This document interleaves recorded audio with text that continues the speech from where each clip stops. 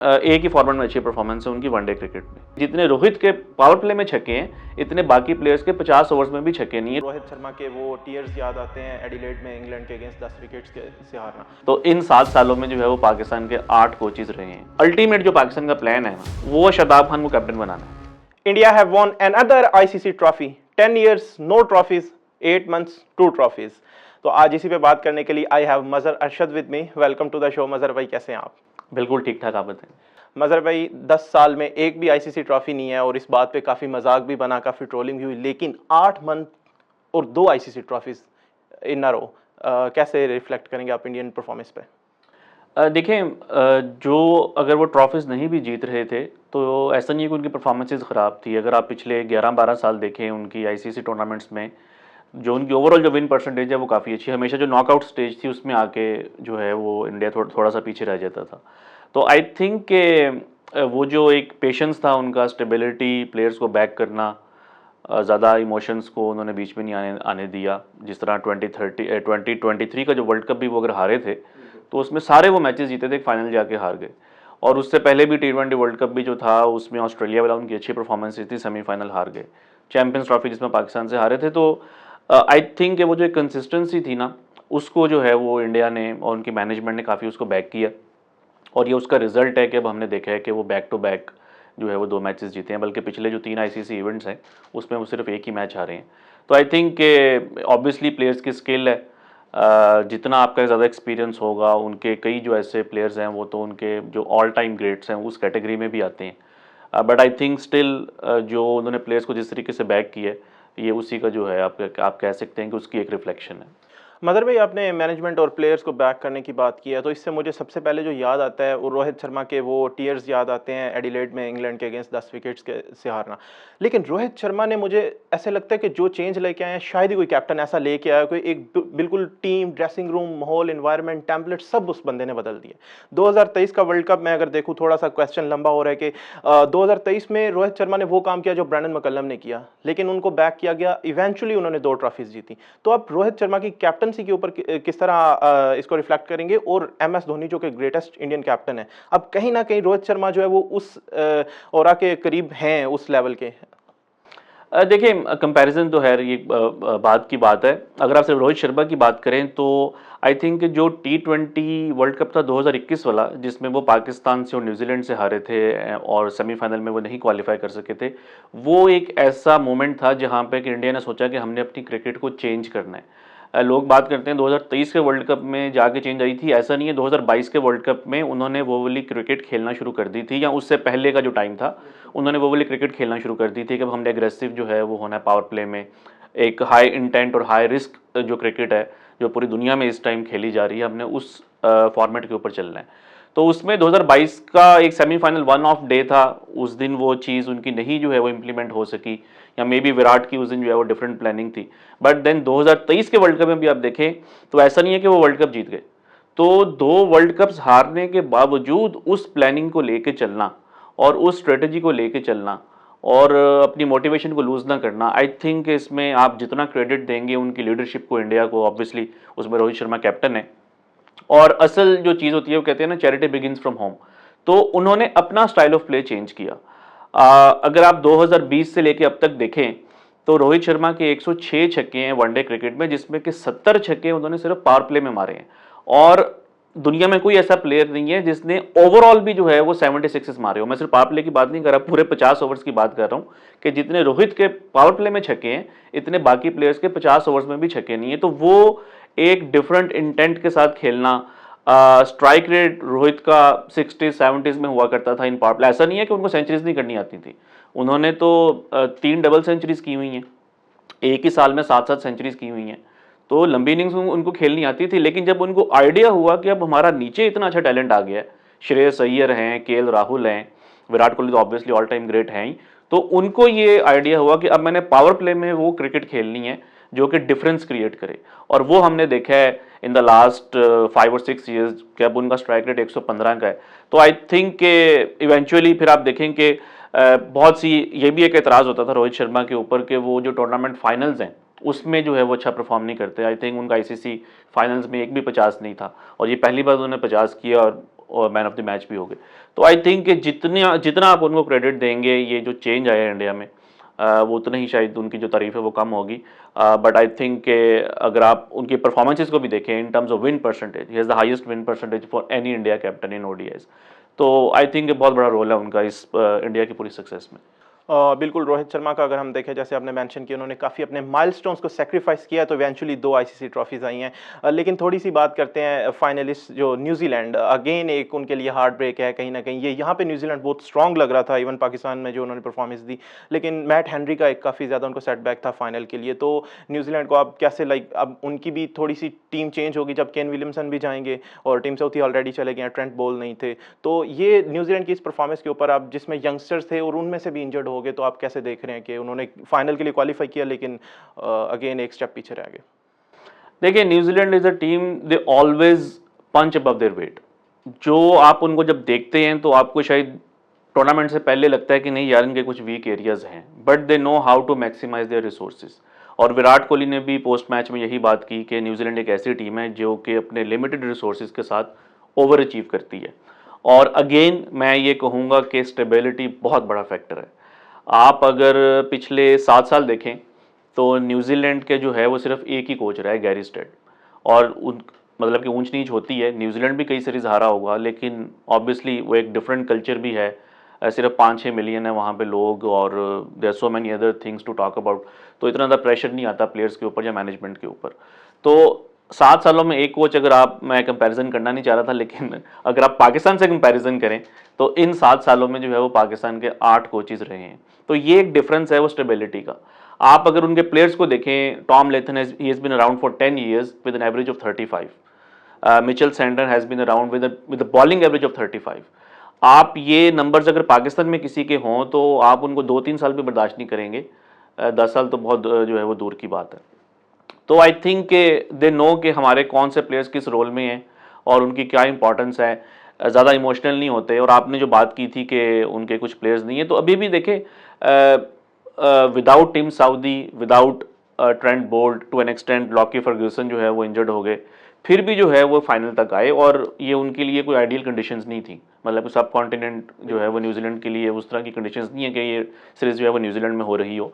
तो I think सबसे ज़्यादा जो इंपॉर्टेंट चीज़ है न्यूजीलैंड की सक्सेस के अंदर, मैं तो इसको सक्सेस ही कहूँगा कि अगर आप कंसिस्टेंटली आईसीसी टूर्नामेंट्स के फाइनल्स में भी अगर आ रहे हैं, उनके आई थिंक पिछले 6-7 सालों में 3 फाइनल्स उन्होंने खेले हैं। 2019 WTC विन की है, WTC जीते थे, 2019 का फाइनल है, 2021 का T20 वर्ल्ड कप फाइनल है, नाउ चैंपियंस ट्रॉफी फाइनल।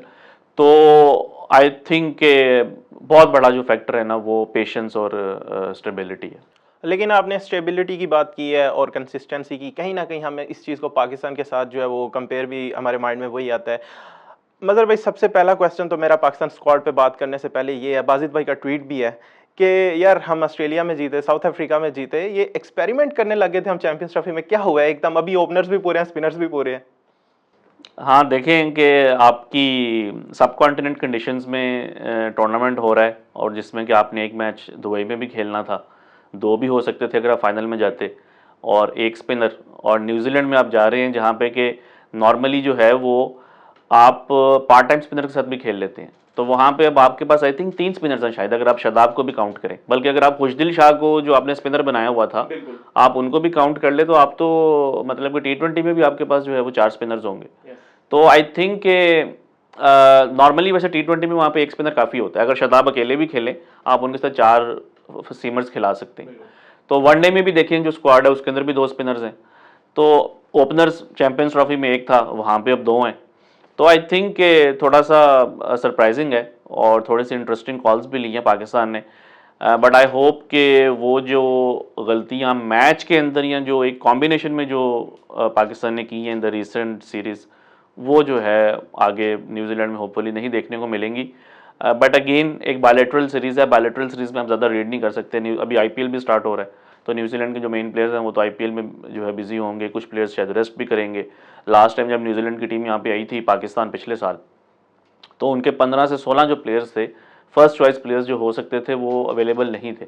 और वो भी पाकिस्तान को उन्होंने सीरीज़ नहीं जीतने दी थी T20 की, वो 2 ऑल बराबर हो गई थी। तो आई थिंक कि आप बायलैटरल सीरीज में ज़्यादा रीड नहीं कर सकते, उसको आपको एक एक्सपेरिमेंट के तौर पे लेना चाहिए, प्लेयर्स को उनकी डेवलपमेंट के लिए लेना चाहिए। पूरी दुनिया आजकल ऐसे ही कर रही है, और आपका जो अल्टीमेट जो गोल है वो आपके टूर्नामेंट्स होने चाहिए। और बिल्कुल आपने जो सरप्राइजिंग चेंजेस की बात की है, आगे उस पर बात करूंगा। बाबर आजम, मोहम्मद रिजवान ड्रॉप हो गए T20 से, और हारिस रऊफ और शाहीन अफरीदी ड्रॉप हो गए वनडे से, और मोहम्मद हसनैन ड्रॉप हो गए दोनों में से विदाउट प्लेइंग।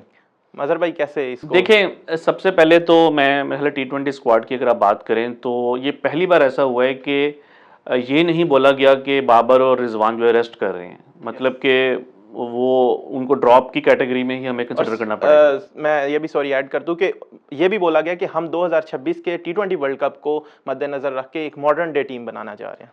देखें, ये मॉडर्न डे क्रिकेट और मॉडर्न डे टीम का जो एक स्टेप है ना, ये पाकिस्तान हर साल ही लेता है। हर 6 महीने के बाद वो कह लें कि एक वबा सी चलती है, और वो जो है ना उस तरफ आप लग जाते हैं। पॉइंट इज़ कि आप इस चीज़ के ऊपर कितना स्टैंड कर सकते हैं।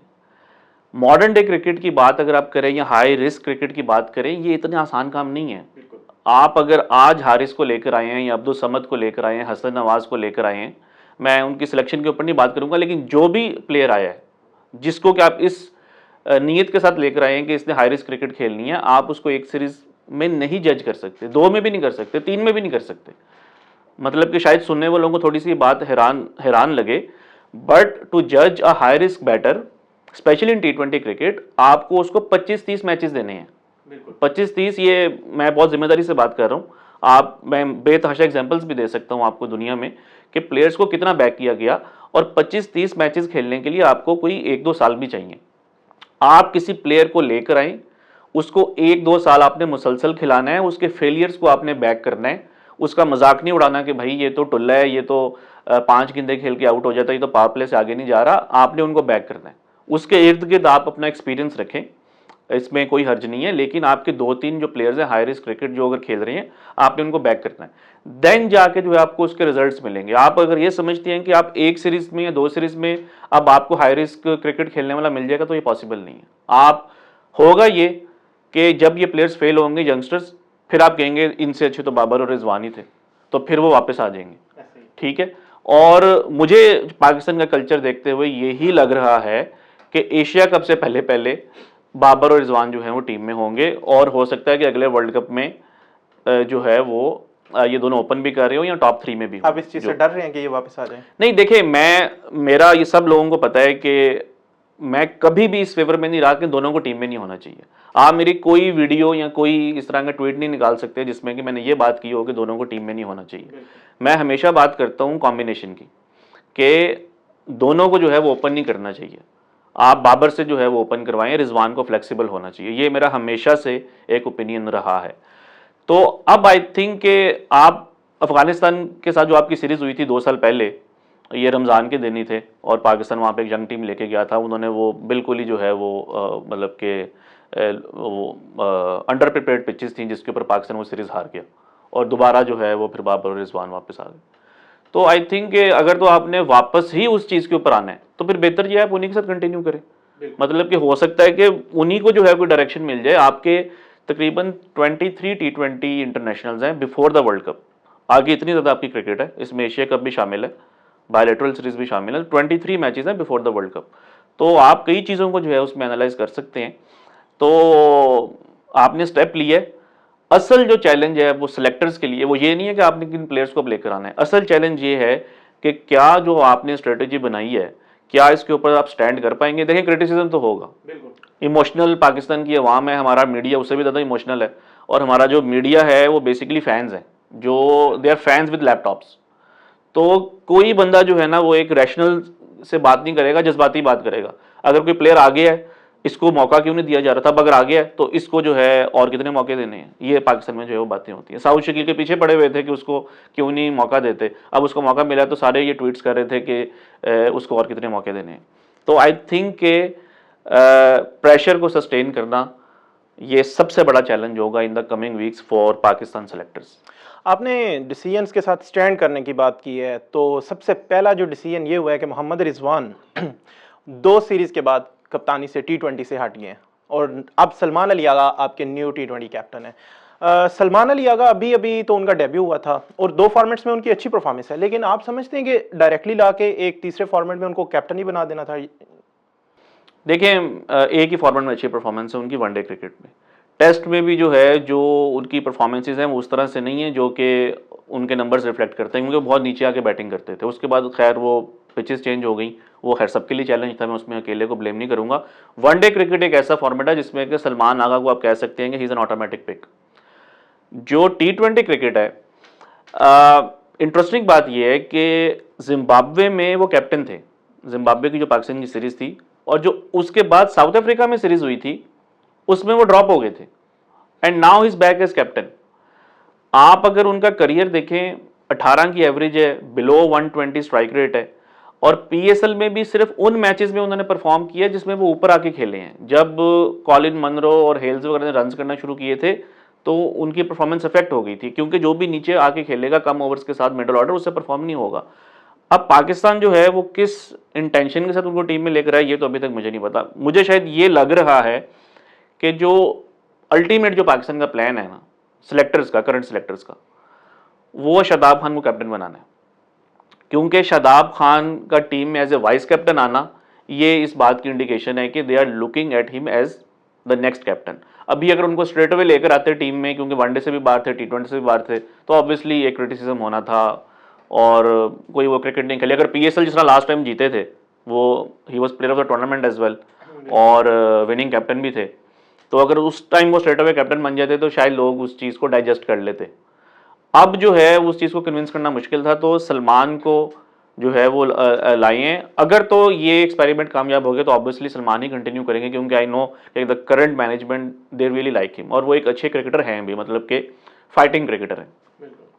तो अब वो टी20 में अगर तो सक्सेसफुल हो जाते हैं तो इससे अच्छी और क्या बात हो सकती है। लेकिन अगर कहीं पे पाकिस्तान को ये लगा कि नहीं ये टी20 में मिसफिट है, तो Shadab will be your next captain.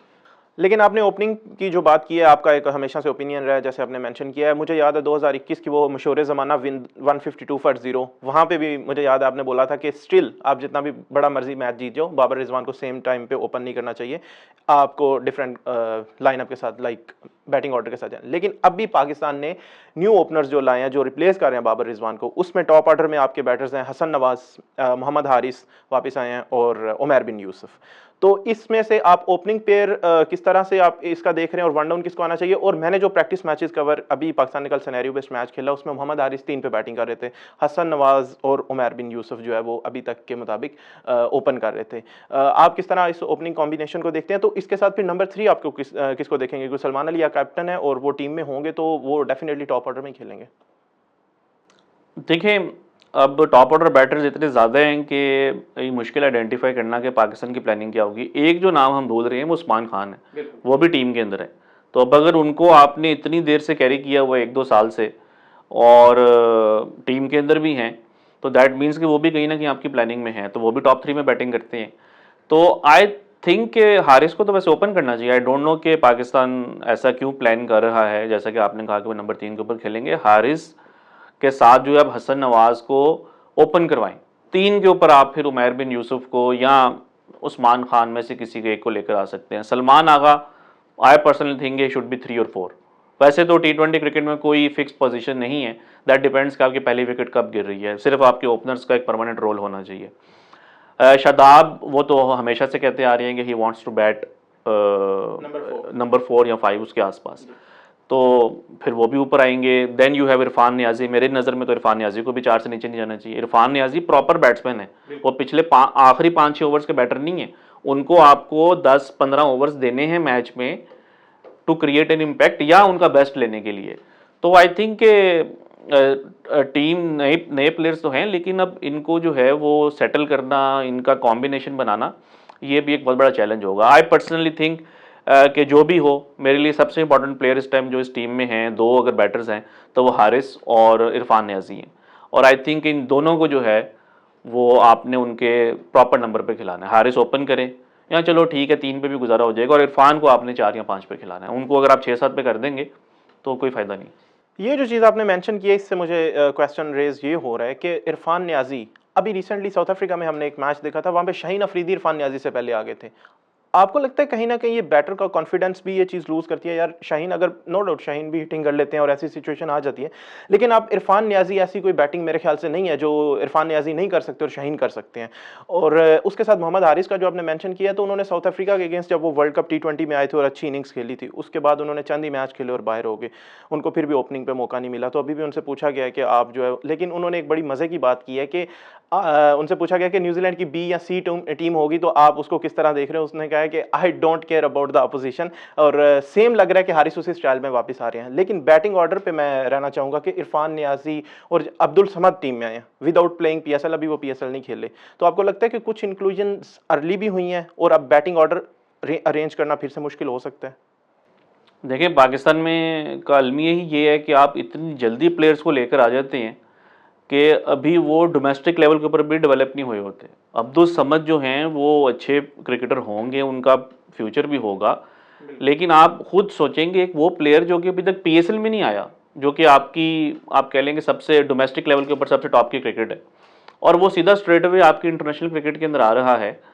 और ऐसा भी नहीं है कि नेशनल T20 में उन्होंने कोई इस तरह की उनके परफॉर्मेंसेज हों कि कोई 50 की एवरेज हो और 180 का स्ट्राइक रेट हो, कोई एक सीज़न में 25-30 छक्के लगा दिए हों, एक दो उनकी अच्छी इनिंग्स थी। तो अब जब आप इतनी जल्दी प्लेयर्स को लेकर आएंगे फिर आप उतनी जल्दी ड्रॉप भी कर देंगे। अभी आप देखिएगा 2 बाउंसर पड़ेंगे या कोई स्पिन रीड नहीं होगी तो एनालिसिस शुरू हो जाएंगे कि ये तो तैयार ही नहीं था इंटरनेशनल क्रिकेट के लिए। तो मैं तो कोई उस पर कॉमेंट नहीं कर रहा क्योंकि मैंने तो उनको ज़्यादा देखा भी नहीं है, लेकिन मैं आपको सिर्फ ये बता रहा हूँ कि जब आप इतना जल्दी जो है किसी प्लेयर को लेकर आएंगे तो उस प्लेयर के लिए भी मुश्किल है, आपके लिए भी मुश्किल है।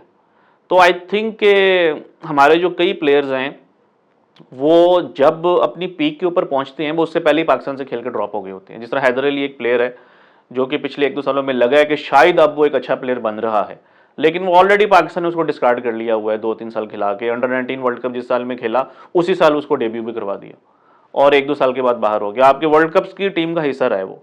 हम बात करते हैं स्टेबिलिटी की, इंडिया में जो रिसेंट टाइम्स में जो सबसे बड़ा जो उनका डिबैकल था वो 2021 का वर्ल्ड कप था जिसमें वो पाकिस्तान से और न्यूजीलैंड से हारे और सेमीफाइनल में नहीं पहुंचे। लेकिन अगर आप उस टीम को देखें, वो जो टीम हारी थी, जो 2024 में जो टीम जीती है मोर और लेस वही प्लेयर्स थे। उनके 8 से 9 प्लेयर्स जो हैं वो उस टीम में भी थे जो कि 2021 में हारे थे, लेकिन उन्होंने उनको बैक किया और 3 साल के बाद वही प्लेयर्स जो है वो वर्ल्ड कप जीत गए।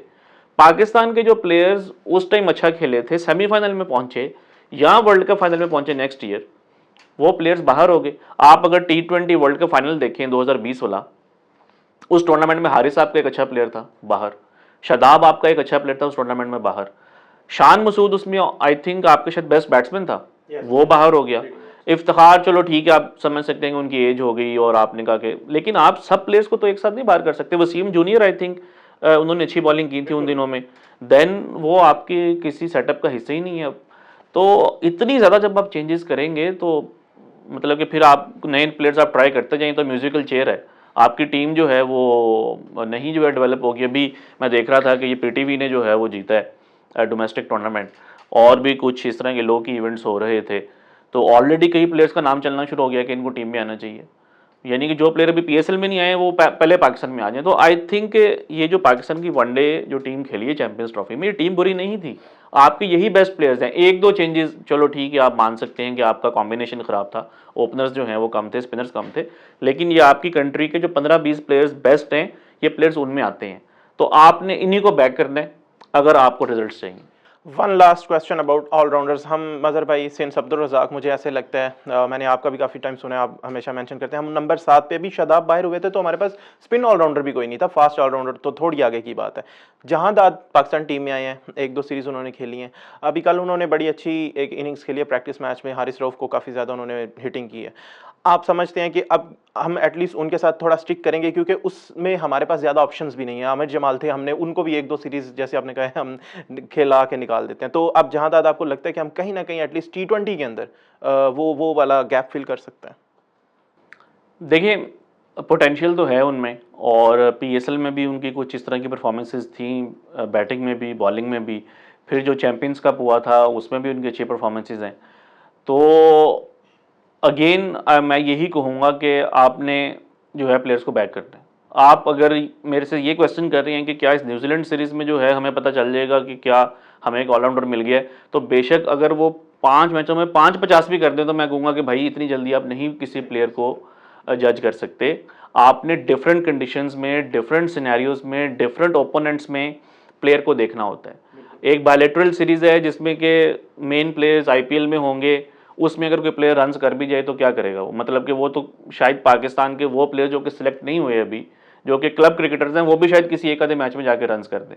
तो आप इतना जल्दी जो है वो रीड नहीं कर सकते। मैं बार बार ये बात करूंगा कि आपने जिस प्लेयर को भी आप लेकर आ रहे हैं, स्पेशली बैट्समैन, बॉलर्स में चलो ठीक है, बॉलर्स के पास मार्जिन ऑफ एरर होता है, उनको आप जज कर सकते हैं 2-3 सीरीज में, लेकिन जो आपके बैटर्स हैं जिसमें ऑलराउंडर्स भी आ जाते हैं, नीचे वाले लोअर जो अपना पावर हिटर्स हैं वो भी आ जाते हैं, 25-30 मैचेस और 1 से 2 साल, ये आपका सैंपल साइज होना चाहिए टू जज एनी प्लेयर। अगर आप में ये पेशेंस नहीं है तो ना चेंजेस करें, जो टीम पहले खेल रही थी आप उसी को खेलने दें। होपफुली जो हमने इतनी ज़्यादा स्टेबिलिटी की बात की है हर टॉपिक में, तो मज़हर भाई होपफुली पाकिस्तान टीम में वो स्टेबिलिटी आ जाए, हम जीते या हारें, पाकिस्तान टीम जो है वो इन लड़कों को बैक करे और हम 2026 वर्ल्ड कप के लिए एक अच्छी टीम बना सकें। That's all from today, thank you for watching, अल्लाह हाफिज़।